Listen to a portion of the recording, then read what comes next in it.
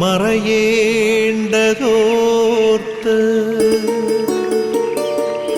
ചന്ദ്രനക്ഷത്രാദികൾ വിതുമ്പുമ്പോൾ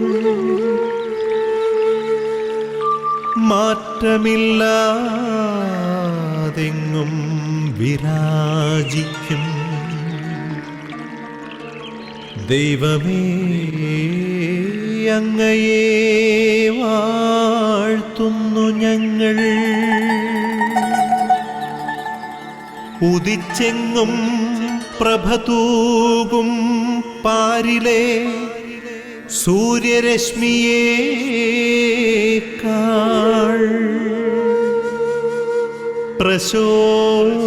പ്രശോഭിച്ചെന്നും പ്രസാദമേകുന്ന ദൈവമേ, അങ്ങേ മഹിമാവെത്ര മനോജ്ഞം.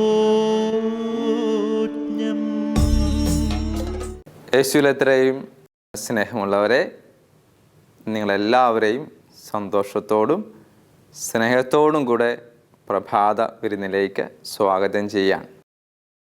എല്ലാവർക്കും നല്ലൊരു പ്രഭാതവും നല്ലൊരു ദിവസവും സർവശക്തനായ ദൈവം നൽകട്ടെ എന്ന് പ്രാർത്ഥിക്കുന്നു. നമുക്കെല്ലാ ദിവസവും ദൈവ അനുഗ്രഹത്താൽ മുന്നോട്ട് പോകാം. കാരണം ഓരോ ദിവസവും ദൈവം നമുക്ക് നൽകിയിരിക്കുന്നത് ഏറ്റവും സുന്ദരമായിട്ടുള്ള ദിവസമാക്കി മാറ്റാൻ വേണ്ടിയാണ്. ദൈവം നൽകുന്ന ഒരു ഓഫറാണ് ഒരു ദിവസം അല്ലേ? ദൈവം നമുക്ക് നൽകുന്ന ഒരു ദിവസം അത് എങ്ങനെ ജീവിക്കണമെന്ന് തീരുമാനമെടുക്കേണ്ടത് വ്യക്തിപരമാണ് അല്ലേ? വ്യക്തിപരമാണ്. അപ്പം അതുകൊണ്ട് ഇന്ന് ദൈവം തമ്പുരാൻ നൽകിയിരിക്കുന്ന ഈ ദിവസം വളരെ സുന്ദരമാക്കി മാറ്റേണ്ടത് എൻ്റെയും നിങ്ങളുടെയും ഉത്തരവാദിത്വമാണ്. അതുകൊണ്ട് ദൈവം നൽകിയിരിക്കുന്ന ഈ ഉത്തരവാദിത്വം ഇന്നത്തെ ദിവസം വളരെ സുന്ദരമാക്കി ഭംഗിയാക്കി നന്മയുള്ളതാക്കി മാറ്റാൻ ദൈവം നമ്മളെല്ലാവരെയും അനുഗ്രഹിക്കട്ടെ എന്ന് പ്രത്യേകമായിട്ട് പ്രാർത്ഥിക്കുന്നു. അതോടൊപ്പം തന്നെ പ്രഭാത വിരുന്നിൻ്റെ സ്വർഗീയ മധ്യസ്ഥയായ പരിശുദ്ധ അമ്മയുടെ മാധ്യസ്ഥ നമുക്ക് പ്രത്യേകമായിട്ട് ഈ ഒരു വചന വിരുന്നിന് മുമ്പ് പ്രാർത്ഥിക്കാം. കാരണം പരിശുദ്ധ അമ്മ നമ്മൾ ശക്തിപ്പെടുത്തട്ടെ. വചനം കൂടുതൽ ആഴത്തിൽ അറിയാനും അറിഞ്ഞ വചനം കൂടുതൽ ശക്തമായിട്ട് ഗ്രഹിക്കാനും നമ്മൾക്ക് അതിനുള്ള കഴിവ് വേണം അല്ലേ?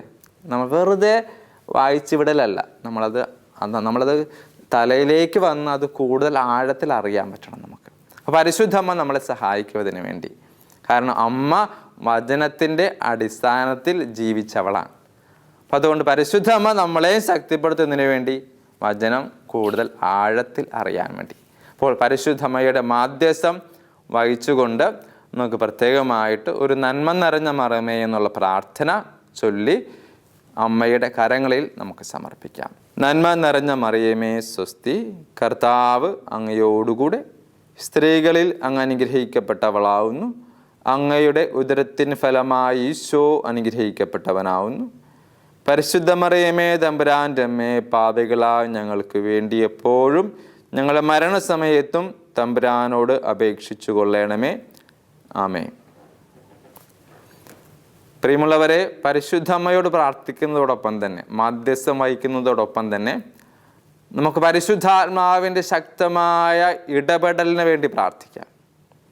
പലപ്പോഴും അച്ഛൻ മനസ്സിലാക്കിയിട്ടുള്ളൊരു കാര്യം, നമ്മൾ പരിശുദ്ധാത്മാവിനൊക്കെ ചിലപ്പോഴൊക്കെ മാറ്റി ഇങ്ങനെ ഒരു സൈഡിൽ വെച്ചിരിക്കുകയാണ്.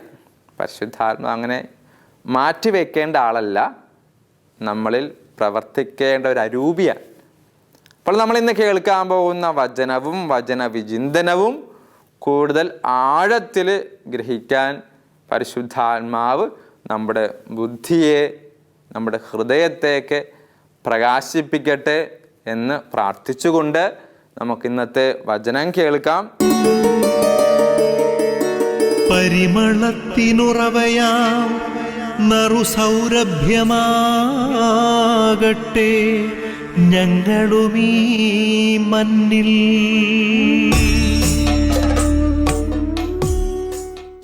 നമ്മളിന്ന് കേൾക്കാൻ പോകുന്ന വചനം വിശുദ്ധ ലൂക്കായുടെ സുവിശേഷം 17-ാം അധ്യായം 20 മുതൽ 22 വരെയുള്ള വാക്യങ്ങളാണ്. നമ്മൾ വചനം കേൾക്കാൻ പോകുന്നതിന് മുമ്പ് നമുക്കൊരു നിയോഗം വെക്കാം. ഇന്നത്തെ വചനം നമ്മൾ ധ്യാനിക്കുമ്പോഴേക്കും പ്രാർത്ഥിക്കുമ്പോഴേക്കും ഒരു പ്രത്യേകമായിട്ടുള്ള നിയോഗം ഇതായിരിക്കട്ടെ. അതായത് ദൈവരാജ്യത്തിനെതിരെ പ്രവർത്തിക്കുന്നവരാരെങ്കിലും നമ്മളുടെ ഇടയിലുണ്ടെങ്കിൽ, ഒരുപക്ഷെ ഞാനാകാം, അല്ലെങ്കിൽ നമ്മുടെ കൂടെയുള്ളവരാരെങ്കിലും ആകാം, അവരെയൊക്കെ പ്രത്യേകം നമുക്ക് കർത്താവിൻ്റെ കരങ്ങളിൽ നമുക്ക് സമർപ്പിക്കാം. അവർ ദൈവരാജ്യത്തിൻ്റെ പടയാളികളായി മാറാൻ വേണ്ടിയുള്ള വലിയ കൃപയ്ക്ക് വേണ്ടി നമുക്ക് പ്രത്യേകമായിട്ട് നിയോഗം വെച്ചുകൊണ്ട് പ്രാർത്ഥിക്കാം. വചനം നമുക്ക് കേൾക്കാം. ദൈവരാജ്യം എപ്പോഴാണ് വരുന്നത് എന്ന് ഫരിസേയർ ചോദിച്ചതിന് അവൻ മറുപടി പറഞ്ഞു, പ്രത്യക്ഷമായ അടയാളങ്ങളോടുകൂടിയല്ല ദൈവരാജ്യം വരുന്നത്. ഇതാ ഇവിടെ, അതാ അവിടെ എന്ന് ആരും പറയുകയില്ല. എന്തെന്നാൽ ദൈവരാജ്യം നിങ്ങളുടെ ഇടയിൽ തന്നെയുണ്ട്. അവൻ ശിഷ്യരോട് പറഞ്ഞു, മനുഷ്യപുത്രൻ്റെ ദിവസങ്ങളിലൊന്ന് കാണാൻ നിങ്ങൾ ആഗ്രഹിക്കുന്ന സമയം വരും, എന്നാൽ നിങ്ങൾ കാണുകയില്ല. പ്രിയമുള്ളവരെ, നമ്മൾ ധ്യാനിക്കാൻ പോകുന്ന വചനഭാഗം ഇതാണ്. ദൈവരാജ്യത്തെക്കുറിച്ചാണ് നമ്മൾ വായിച്ചത്. അപ്പോൾ ഇന്ന് നമ്മൾ കേൾക്കാൻ പോകുന്ന വചനത്തിൻ്റെ അല്ലെങ്കിൽ പ്രധാനപ്പെട്ട ഒരു കാതലായ ആശയം എന്ന് പറയുന്നത്, who is creator of heaven?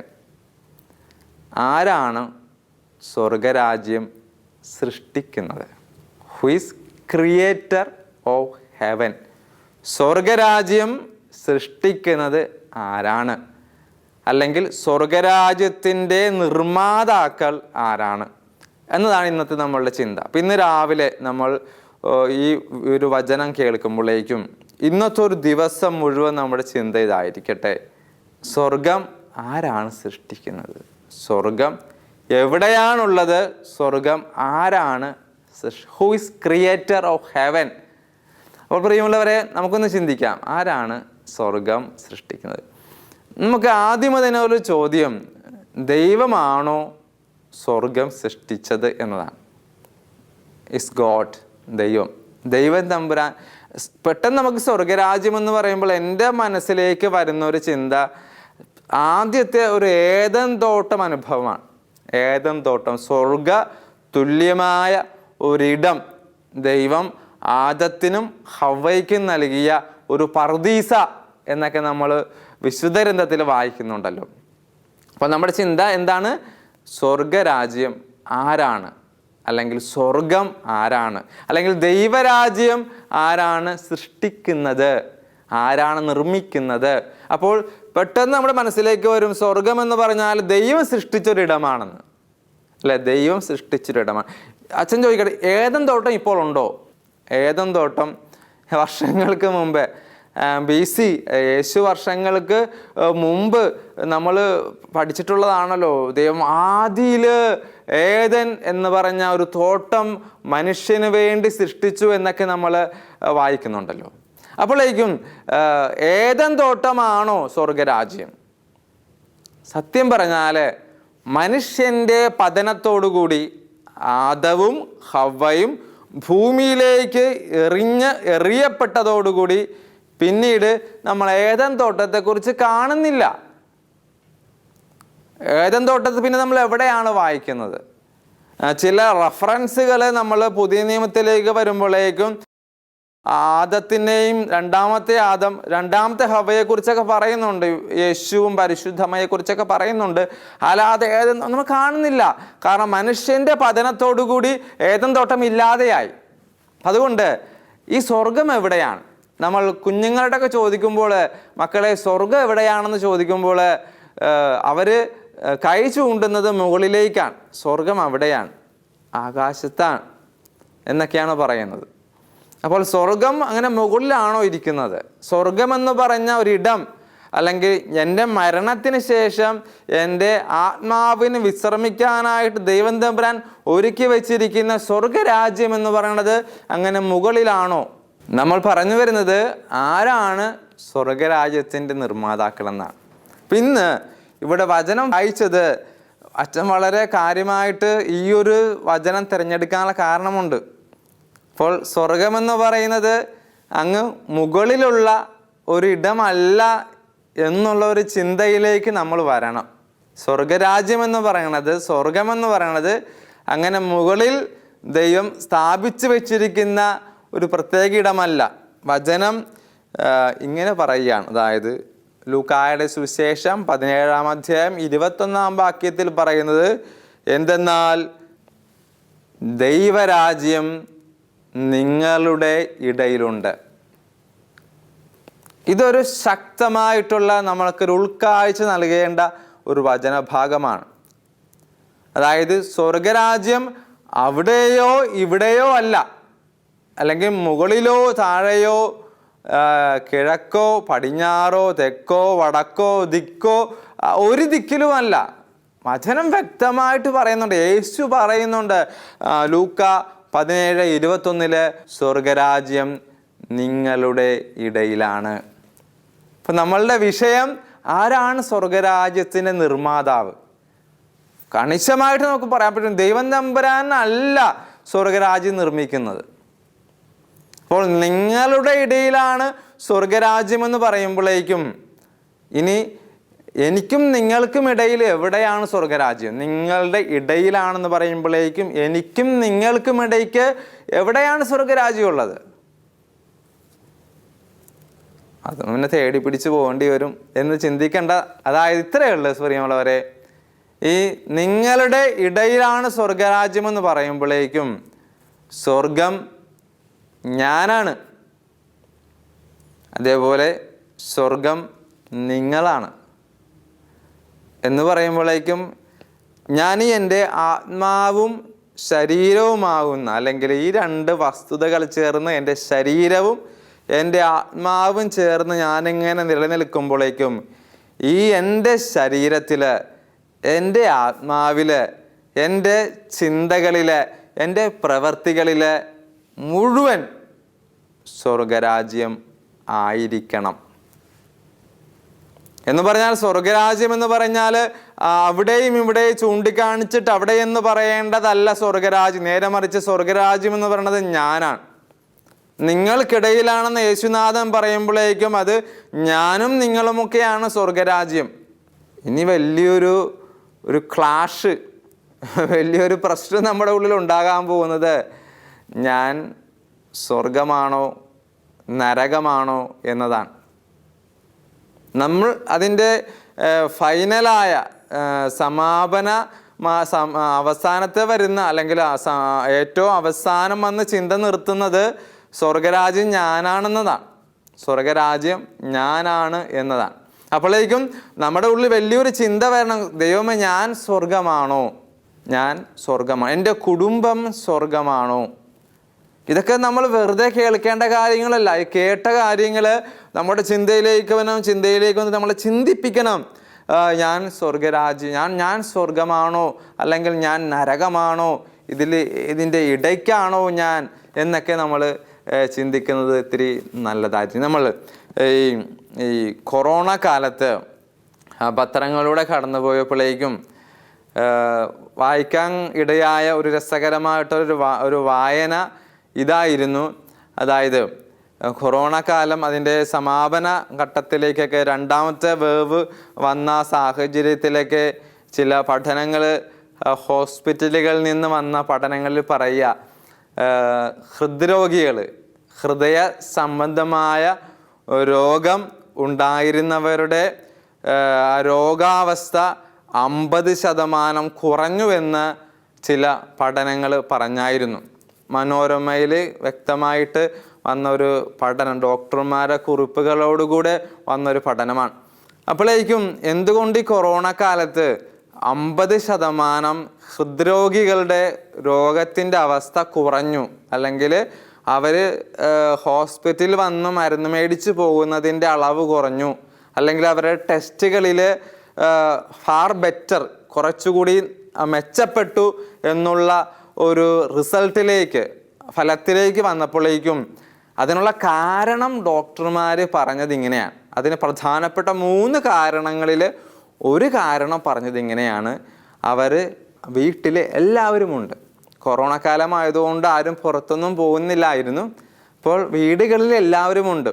വീടുകളിൽ എല്ലാവരും ഉള്ളപ്പോഴേക്കും അവർ പരസ്പരം കുറേ സംസാരിച്ചു. വീട്ടിൽ എല്ലാവരും തമ്മിൽ പരസ്പരം സംസാരിച്ചു, ആശയങ്ങൾ പങ്കുവച്ചു. കുറെ കൂടിയൊക്കെ ഹൃദയ വിശാലതയിൽ സംസാരിക്കാനുള്ള അവസരം നമ്മുടെ ഭവനങ്ങളിൽ ഉണ്ടായി. പരസ്പരം ഹൃദയം തുറന്നു സംസാരിച്ചപ്പോഴേക്കും പകുതി രോഗങ്ങൾ മാറി, അല്ലെങ്കിൽ ഹൃദയ സംബന്ധമായ ചില രോഗങ്ങൾ മാറി. അപ്പോഴേക്കും പ്രിയമുള്ളവരെ, ഡോക്ടർമാർ പറഞ്ഞ ഒറ്റ കാര്യമേ ഉള്ളൂ, ഈ ഹൃദയം തുറന്ന് സംസാരിക്കുന്നിടം വളരെ സുന്ദരമാണ്. അതിൽ നിന്ന് മനസ്സിലാക്കിയെടുക്കേണ്ട ഒരു ഉൾക്കാഴ്ച ഇതാണ്. ഹൃദ്രോഗങ്ങളുടെ ആ ഒരു കാഠിന്യ അവസ്ഥ അത് ഹൃദയം തുറന്ന് സംസാരിച്ചപ്പോൾ കുറഞ്ഞെങ്കിൽ അതിൻ്റെ അർത്ഥം എന്തെന്നതാണ്? അവിടെ അത്ഭുതങ്ങളുണ്ടായി. എപ്പോഴാണ്? നമ്മൾ ഹൃദയം തുറന്നൊന്ന് സംസാരിച്ചപ്പോൾ, കുടുംബത്തിലുള്ളവർ പരസ്പരം ഒന്ന് സംസാരിച്ചപ്പോൾ അവിടെ വിഷയങ്ങൾ ഇല്ലാതെയായി. പ്രശ്നം പറഞ്ഞു വരുന്നത് അതൊരു സ്വർഗ തുല്യമായ ഒരവസ്ഥയിലേക്ക് കുടുംബങ്ങൾ മാറി. എപ്പോഴാണ്? നമ്മൾ ഹൃദയം തുറന്ന് സംസാരിച്ചപ്പോൾ അതൊരു സ്വർഗതുല്യമായ രോഗങ്ങളൊക്കെ മാറിപ്പോകുന്ന, ചികിത്സകളൊക്കെ കുറഞ്ഞു വരുന്ന ഒരു സാഹചര്യമായിട്ട് മാറി. അപ്പോൾ നമ്മളൊക്കെ തന്നെയാണ് സ്വർഗരാജ്യത്തിൻ്റെ നിർമ്മാതാക്കൾ. എപ്പോഴാണ്? നമ്മൾ ഹൃദയം തുറന്ന് സംസാരിക്കുമ്പോൾ, പെരുമാറുമ്പോൾ, വളരെ വിശാലതയോടുകൂടി സംസാരിക്കുമ്പോൾ. ഞാൻ പണ്ടായിരുന്ന ഒരു പള്ളിയിലെ ഒരു അപ്പച്ചൻ, അദ്ദേഹം ഇപ്പോൾ മരണപ്പെട്ടു എങ്കിലും കുറേ നാൾ മുമ്പ് പറഞ്ഞ, 5-6 വർഷം മുമ്പ് പറഞ്ഞാണ്, അച്ഛാ വീട് സ്വർഗമാണച്ചോ.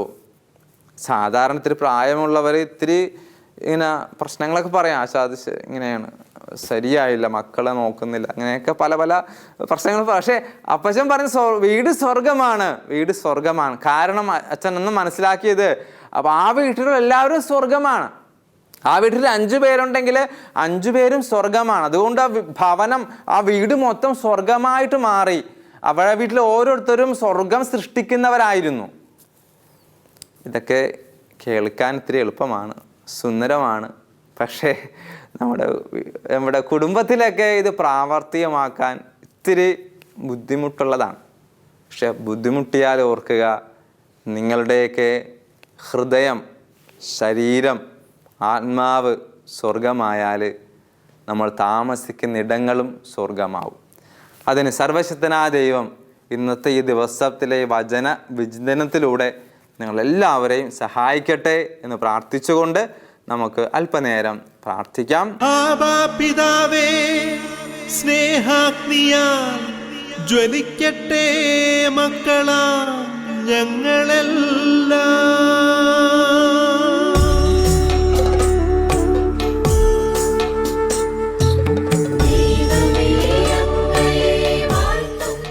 സ്നേഹമുള്ളവരെ, നമ്മൾ ഇന്നേ ദിവസം കേട്ട വചനത്തിൻ്റെ അടിസ്ഥാനത്തിൽ യേശുവേ, ഹൃദയം സ്വർഗമാക്കി മാറ്റാൻ ഞങ്ങളെ സഹായിക്കട്ടെ. സ്വർഗമെന്ന് പറഞ്ഞാൽ അവിടെയും ഇവിടെയുമുള്ളൊരിടമല്ല. ഞാനാണ് സ്വർഗം, നമ്മളാണ് സ്വർഗം.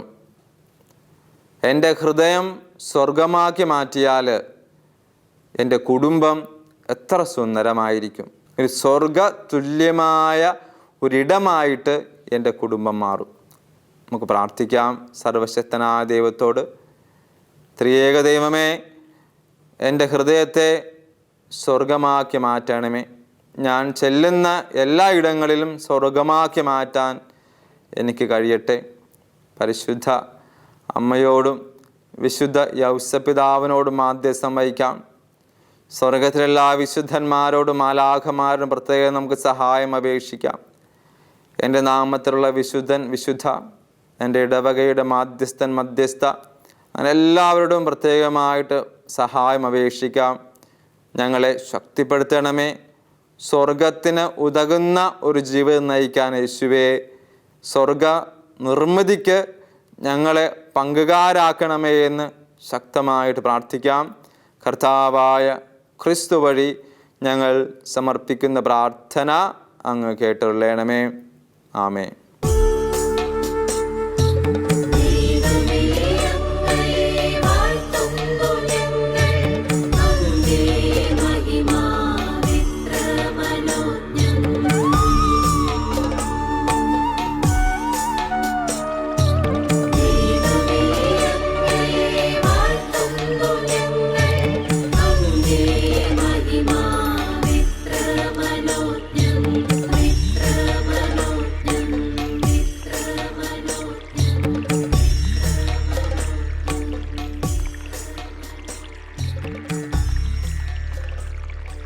അതും സ്വീകരിക്കാം. കർത്താവ് നമ്മളെ അനുഗ്രഹിക്കാൻ പോകുന്ന നിമിഷമാണ്. ഇന്ന് രാവിലെ ഈ ഒരു ആശീർവാദം നമ്മൾക്ക് ദൈവം തമ്പുരാൻ നൽകുമ്പോൾ ഈ ദിവസം മുഴുവൻ അനുഗ്രഹീതമാക്കി മാറ്റട്ടെ. പരിശുദ്ധ പിതാവിൻ്റെ ഒപ്പം എല്ലാ കാർഡിനാൾമാർ, എല്ലാ ബിഷപ്പുമാർ, വൈദികർ, സന്യാസികൾ, അൽമായർ എല്ലാവരോടും ചേർന്നുകൊണ്ട് സഭ മുഴുവൻ ജാതിമത ഭേദമെന്ന് നമുക്ക് ഈ ആശീർവാദം സ്വീകരിക്കാം. എന്നിൽ നിക്ഷിപ്തമായിരിക്കുന്ന പൗരോഹിത്യത്തിൻ്റെ അധികാരത്താൽ നമുക്ക് ഈ ആശീർവാദം സ്വീകരിക്കാം. കർത്താവ് നിങ്ങളോടുകൂടെ, അങ്ങേ ആത്മാവോടും കൂടെ. സർവശക്തനായ ദൈവം പിതാവും പുത്രനും പരിശുദ്ധാത്മാവും നിങ്ങളെല്ലാവരെയും സമർത്ഥമായി അനുഗ്രഹിക്കുമാറാകട്ടെ. ആമേൻ. യേശുവിൽ സ്നേഹമുള്ളവരെ, നമുക്ക് പരസ്പരം പ്രാർത്ഥനയിൽ ശക്തിപ്പെട്ടുകൊണ്ട് മുന്നോട്ട് പോകാം. മരിയൻ കൂടാരങ്ങളിൽ നമുക്ക് വേണ്ടി ജപമാല അർപ്പിച്ച് പ്രാർത്ഥിക്കുന്നവരുണ്ട്. പ്രത്യേകിച്ച് ഗുഡ്നസ് TV-യുടെ ഈ പ്രഭാത വിരുന്നിലൂടെ കടന്നു പോകുമ്പോഴേക്കും നമ്മൾ ദൈവവിചാരത്താലാണ് പരസ്പരം കണ്ടുമുട്ടുന്നത്. അങ്ങനെയെങ്കിൽ നമ്മൾ പരസ്പരം പ്രാർത്ഥനയിൽ ശക്തിപ്പെട്ടു പോകാനും നമുക്ക് കഴിയണം. പരിശുദ്ധമായി നമ്മളെ സഹായിക്കട്ടെ. പരസ്പരം പ്രാർത്ഥിക്കാം. നമുക്ക് വേണ്ടി ജപമാല അർപ്പിച്ച് പ്രാർത്ഥിക്കുന്ന കുറേ മക്കളുണ്ട്. അവർക്ക് വേണ്ടി നമുക്ക് പ്രാർത്ഥിക്കാം. പ്രാർത്ഥനയിൽ ശക്തിപ്പെട്ടുകൊണ്ട് കൂടുതൽ തീക്ഷ്ണതയോടുകൂടി വിശ്വാസത്തോടുകൂടി സ്വർഗരാജ്യ നിർമ്മിതിക്ക് വേണ്ടി ദൈവം നമ്മളെല്ലാവരെയും ശക്തിപ്പെടുത്തട്ടെ, അനുഗ്രഹിക്കട്ടെ. എല്ലാവർക്കും ഒരു ശുഭദിനം ആശംസിക്കുന്നു.